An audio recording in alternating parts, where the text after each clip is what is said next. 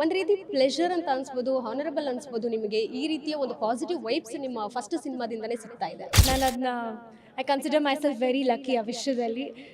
ಇನ್ನೂ ಒಂದು ಸಿನಿಮಾನೂ ಮಾಡಿಲ್ಲ, ಬಟ್ ಇಷ್ಟು ಪ್ರೀತಿ, ಇಷ್ಟು ವೆಲ್ ವಿಶಸ್ ಎಲ್ಲ ಸಿಗ್ತಾ ಇದೆ. I am very lucky.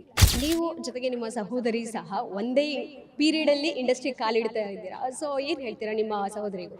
ನಾನು ಅವಳು ಹೌದು ಒಂದು ಇಯರ್ ಆಲ್ಮೋಸ್ಟ್ ಲಾಂಚ್ ಆಗ್ತಾ ಇದ್ದೀವಿ. ಅವಳು ವೆರಿ ಪ್ಯಾಷನೇಟ್ ಅಬೌಟ್ ಸಿನಿಮಾ.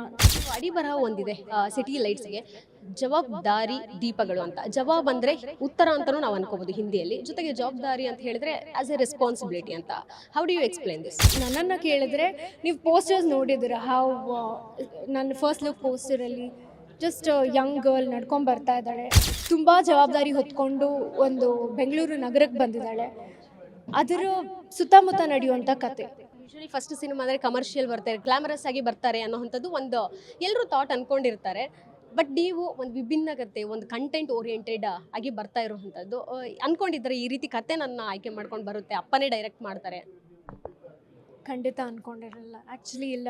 ನಾನು ಯೋಚನೆ ಮಾಡ್ತಾಯಿದ್ದೆ ಯಾವುದಾಗ್ಬೋದು ನನ್ನ ಡೆಬ್ಯೂ, ಯಾವುದ್ರಲ್ಲಿ ನನ್ನ ಫಸ್ಟ್ ಮೂವಿ ಯಾವುದಾಗಿರ್ಬೋದು ಅಂತ. ನನಗೂ it came as A surprise and ನಮ್ಮ ಅಪ್ಪನೇ ಆಗಿರೋದ್ರಿಂದ ಇನ್ನೂ ಖುಷಿ ಇದೆ. Speaking of glamour and performance oriented, glamour ಮಾಡ್ಬೋದು, ಯಾವಾಗ ಬೇಕಾದರೂ ಮಾಡ್ಬೋದು. ಬಟ್ ಫಸ್ಟ್ ಸಿನಿಮಾ ಆಗಿರೋದ್ರಿಂದ ನಾನು ಪರ್ಫಾರ್ಮೆನ್ಸ್ಗೆ ಫಸ್ಟ್ ಪ್ರಯಾರಿಟಿ ಕೊಡ್ತೀನಿ. ಆ್ಯಂಡ್ ನನ್ನ I am also extremely lucky, ಅದು ನನ್ನ ಹುಡ್ಕೊಂಡು ಬಂದು ಚೂಸ್ ಮಾಡಿದ್ದಾರೆ ಅಂತ.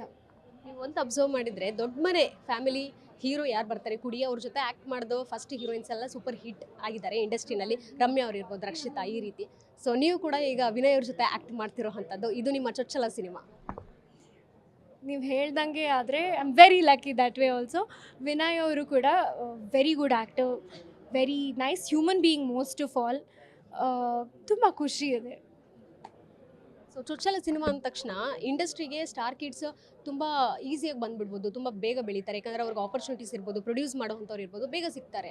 ನೀವು ಈ ರೀತಿ ಏನಾದರೂ ಫೇಸ್ ಮಾಡಿದ್ರೆ, ಮಾತುಗಳು ಏನಾದರೂ ಬಂದಿತ್ತಾ ನಿಮ್ಮ ಹಿಂದೆ ಏನಾದರೂ ಕೇಳಿದ್ದು, ಅಥವಾ ಕಾಲೇಜ್ ಡೇಸಲ್ಲಿ ಇರಬಹುದು, ನಿಂಗೆ ಬಿಡು ಈಸಿಯಾಗಿ ಎಲ್ಲ ಪ್ರಿಯಾರಿಟಿ ಸಿಗುತ್ತೆ ಅನ್ನೋ ರೀತಿ? ಖಂಡಿತ ನಾನು ಆ ಮಾತನ್ನ ಒಪ್ಕೋತೀನಿ ಕೂಡ. ಹೌದು, ಲೈಕ್ ಫಸ್ಟ್ ಫಿಲ್ಮ್ ಡಿರೆಕ್ಟರ್ ಇರ್ತಾರೆ, ಪ್ರೊಡ್ಯೂಸರ್ ಇರ್ತಾರೆ. ವೆರಾಸ್ ಸ್ಟ್ರಗ್ಲಿಂಗ್ ಆ್ಯಕ್ಟರ್ ಸ್ವಲ್ಪ ತುಂಬ ಕಷ್ಟ ಇರುತ್ತೆ ಆ ವಿಷಯದಲ್ಲಿ. ಐ ವುಡ್ ಸೇ ನನ್ನ ಪ್ರಿವಿಲೇಜ್ ಅಷ್ಟೇ ಅದು. ಲೈಕ್ ನಮ್ಮ ತಂದೆಯವ್ರು ತುಂಬ ಕಷ್ಟಪಟ್ಟು ಮೇಲೆ ಬಂದಿದ್ದಾರೆ, ಅವ್ರಿಗೂ ಯಾರೂ ಇರಲಿಲ್ಲ. ಅವ್ರು ಕಷ್ಟಪಟ್ಟು ಮೇಲೆ ಬಂದು ಇವತ್ತು ಅವ್ರಿಗೇನು ಪ್ಲ್ಯಾಟ್ಫಾರ್ಮ್ ಇದೆ ಅದರಲ್ಲಿ ನಮ್ಮ ಜೊತೆ ಹಂಚ್ಕೋತಾ ಇದ್ದಾರೆ. So I am very privileged ಆ ವಿಷಯದಲ್ಲಿ. ಆ್ಯಸ್ ಎ ಫಸ್ಟ್ ಸಿನಿಮಾ ಆಗಿರೋದ್ರಿಂದ ಸಂಭಾವನೆ ತಗೋತಿದ್ದೀರೋ ಇಲ್ವೋ?